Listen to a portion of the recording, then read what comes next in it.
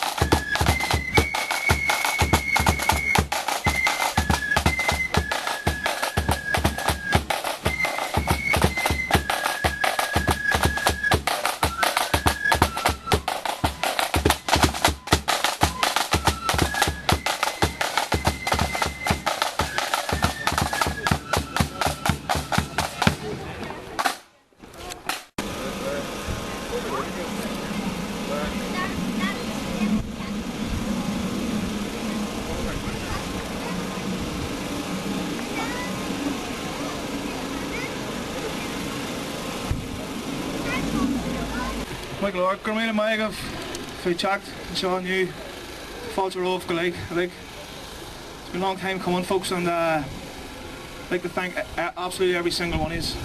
Great show of Republican unity today, and Joe deserved it. As you know, a terrible desecration of this grave took place recently from criminal elements, and Republicans came together and they did what Republicans do best. They pulled together and they put that wrong right in more ways than one. I'd like to give a special thanks today to our valued comrade Breach Connors. Breach spent quite a lot of effort fundraising for the Headstone, and not 2 weeks ago the PSNA RUC came along, they arrested Breach and took our wee Breach away to High Bank for 5 days for our efforts. So special round of applause for Breach there.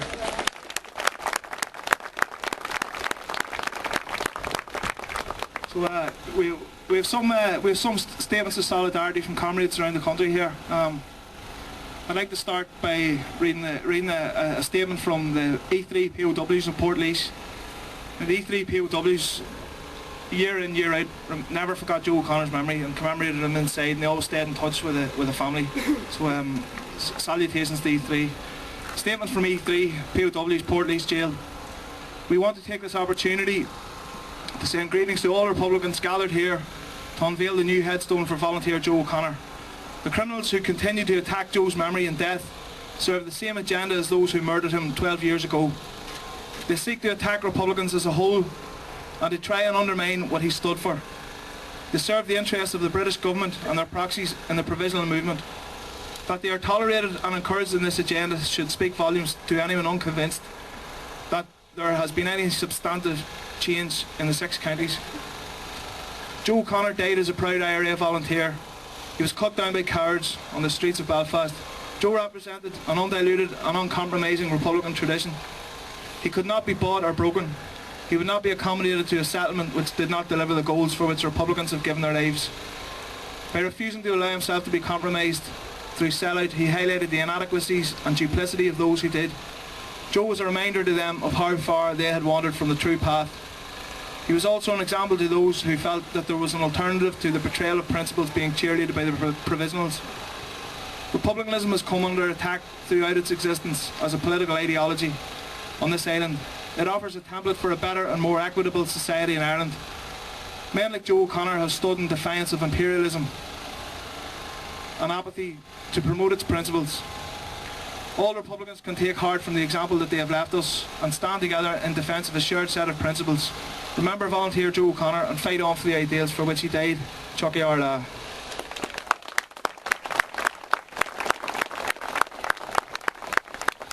We also have a statement from the Cogus POWs in McGabbery. We, the Cogus Revolutionary Republican POWs in McGabbery Prison, extend sincere greetings to all gathered here today. We commend you all for your efforts to commemorate the memory of volunteer O'Connor. Through regular contact with the outside, we know that the memorial group has done sterling work in raising the funds needed to erect a fitting Republican headstone, and all in time for Joe's 12th anniversary. They deserve to be commended for it, and we are thinking of you all today. From ourselves as protesting POWs, we take heart in the knowledge that beyond these walls there remain those who see through the hypocrisy and dead-end politics of the so-called Good Friday Agreement. The corrupt, dead-end ways which, as we know, were responsible for the brutal murder of Jojo and the subsequent intimidation of his comrades in Belfast and beyond. Intimidation which has clearly failed. The murder of Joe and the intimidation which followed was an attempt by the followers of Stormont and British rule in Ireland to suppress and quell any revolutionary dissent which may have raised its head to what were new and lucrative arrangements for the nationalist leaderships. The yearly presence of those who now gather at Oglach O'Connor's graveside is testament to the failure of Provo intimidation, proof that there exists those who can see through the Stormont charade. Comrades, congratulate yourselves on your efforts today. Long may your presence here continue, and best of luck from your comrades in McGabbery Jail. Chucky Arla. I may ask for a minute's silence.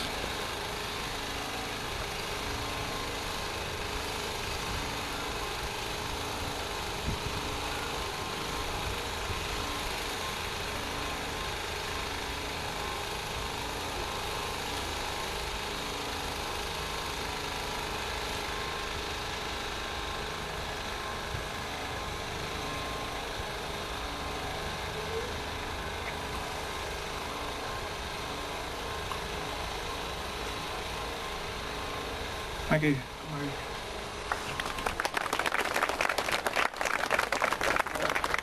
Folks, what I'd like to call him Danny McBeardy from Derry. Danny's a long-standing, well-respected Republican from Derry City, ex-Hates Black prisoner, and a founding member of Republican Network for Unity, Garney New.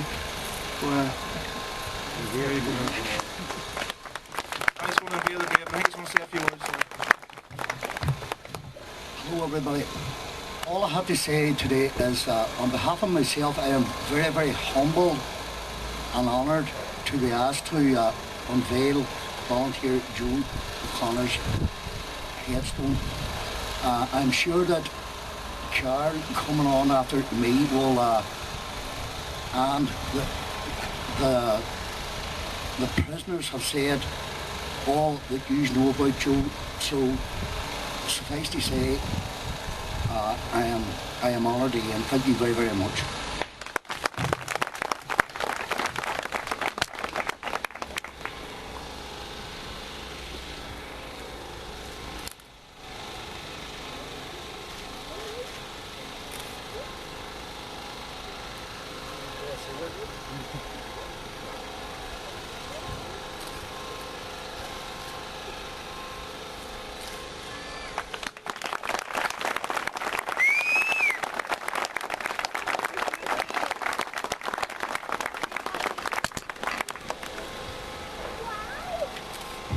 calling Sammy from the Henry Joy Band to play the Memory of the Dead.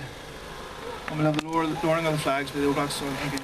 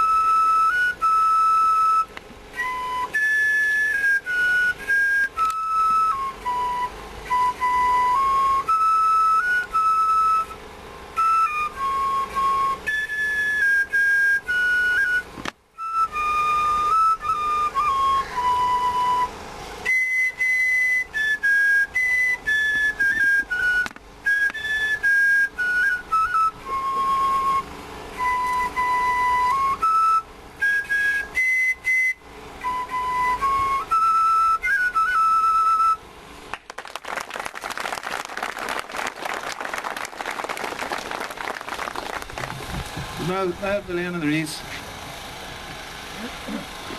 On behalf of Oglach, on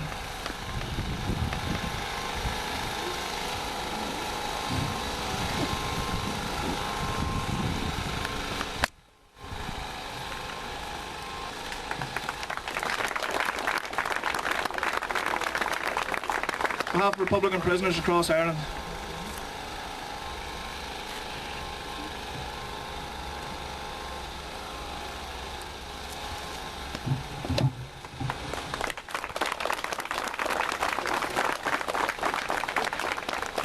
Creed Galgarian. On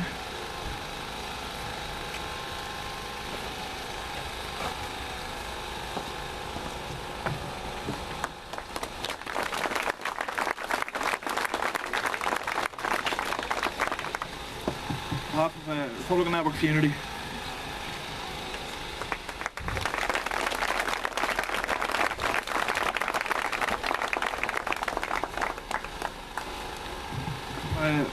Thanks, Bruce. I'd like to introduce now our main speaker for today, Carl Reilly, National Chair of R&D.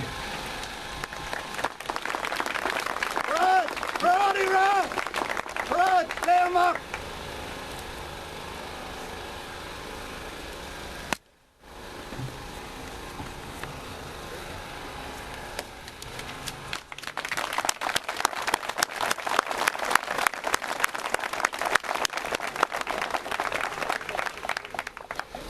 Friends, comrades, it is a great honour to be asked to speak here today at the unveiling of this beautiful new headstone dedicated to my friend and comrade, Oglach Joe O'Connor. I first met Joe approximately 22 years ago. I grew up in the Town area, and Joe's family had recently purchased a local shop, known to many still to this day as Boyle's Shop. Nor did he sell himself as. He was a young man with a family who made mistakes like everyone else. He, like us all here, fitted the mould of the maxim, the man that never made a mistake, never done a thing. Whatever flaws he may have had, they were more than outweighed by his kindness, support and comradeship, and the love he showed for those he held close, especially his family. After a period of time, my Republican activities found me arrested and sent to McGarvey prison. Joe continued outside to sell newspapers, raise PDF and educate himself in Republican politics. Joe worked to build a movement in a city that didn't allow for another movement to exist. On the 13th of October 2000, Joe was executed outside his mother's home in Whitecliff Parade behind us. Joe was killed by an organisation that didn't allow diversity of opinions, that didn't want its own membership drifting to other groups at a difficult time in Republican politics. Ironically, Joe was killed to keep the cloak and dagger peace process alive. The family of Joe don't expect nor wish for prosecutions in relation to his murder. What they do expect and deserve is an acceptance of responsibility and an apology from the leadership of the Provisional IRA for the disgraceful and anti-Republican act that was carried out on those streets behind us 12 years ago today.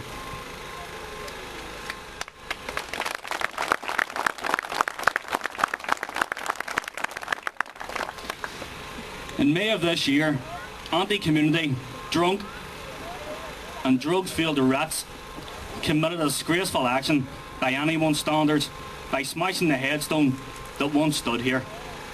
One can only guess what type of person would lower themselves to such depravity. The family of Joe were angry, and his friends were angry at that act. It was a Rubicon for them. The fundraising began to replace the headstone.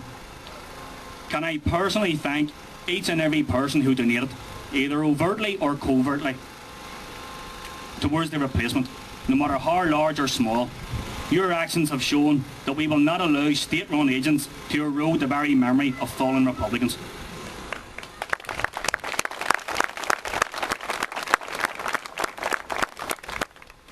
This new headstone today will once again be a place of solace to his family and friends and comrades, a place of quiet reflection for those he loved and who loved him. Let me be very, very clear. Republicans will not allow anyone to desecrate the graves of Republican fallen, and I would urge caution to anyone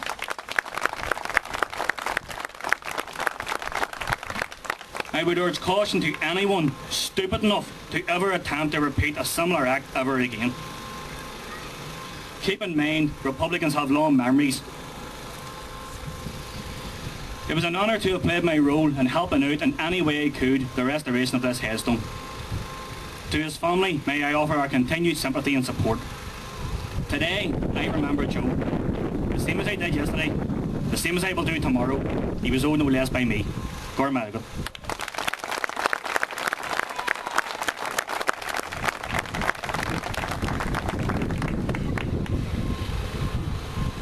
Thanks very much, folks. We've quite a few people to thank here, and if I leave anybody out, I'm very, very sorry. I'll get you a pint. There's refreshments and offer in McDermott's down the Falls Road. It's just across from Dunville Park, and these are all more than welcome. I'd like to thank Paul McAdam, who's agreed to play the music today. All the organisers, the committee, a lot of people helped raise funds and out of sight. I'd like to thank them. Joe's family, of course. I'd like to thank the Oglachs. I'd like to thank Chris Donaldson, who's later even on behalf of the prisoners today. Chris served a quite a lengthy sentence in a gallery there, and he's just been released, so no better man.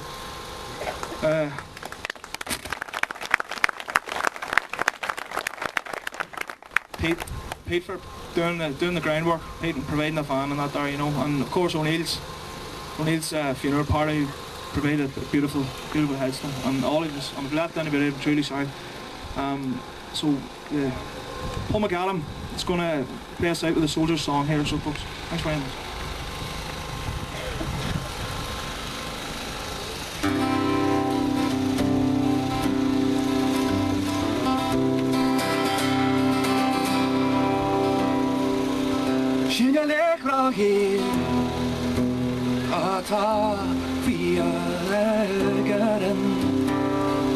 When the slur watching the heart again, viva this year, shantir, shantir fasta, ya far, nothing chiaran, nothing tra,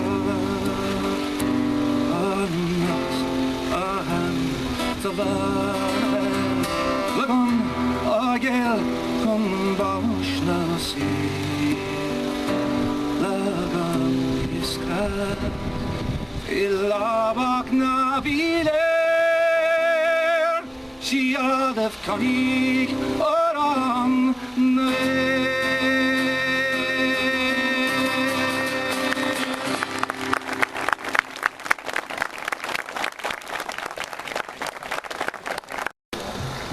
That's us dispersed, folks, so thanks again. God bless. Safe home.